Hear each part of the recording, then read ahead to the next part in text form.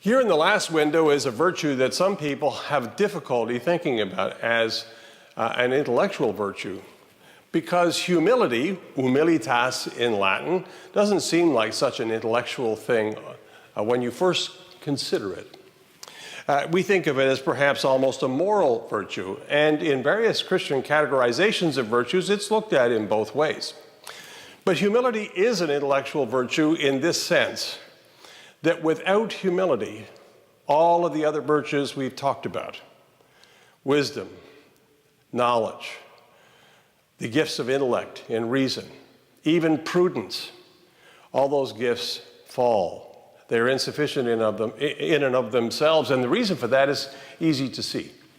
If you think about a person who has great knowledge, but he's also full of pride, you'll recognize immediately that the pride may vitiate the power of that knowledge.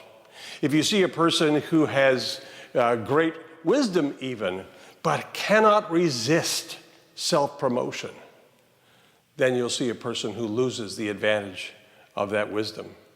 And so we have two figures here who are very interesting. They're, as you would expect, they're figures, especially the biblical one, who we do not see very much in action. We see in presence. We don't have lots of speeches by Rachel.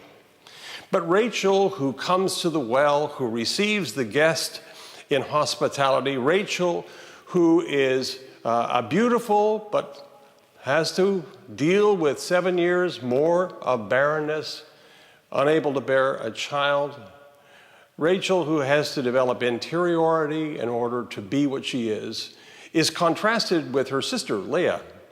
Rachel stands for the contemplative life, a life hidden, a life which is, by definition, self-effacing. And so, in the predella below her, we have a person who has thought a lot about that. Saint Bernard of Clairvaux was a monk, a Cistercian monk, and in the monastic tradition, he had devoted himself to a life of contemplative prayer. But he writes very clearly in a book called The Steps of Pride and Humility that if one is to avoid vices, even in a life dedicated to prayer, one must consider the ways in which one can self-aggrandize, make oneself seem more important even to the self than one really is, or even think of oneself as holier than another person. So he has a book, which our students read, which is a careful analysis of the way in which at each step that we develop the gift and the skill of humility, we are in the process of defeating the enemy of pride, which can attack us in so many different ways.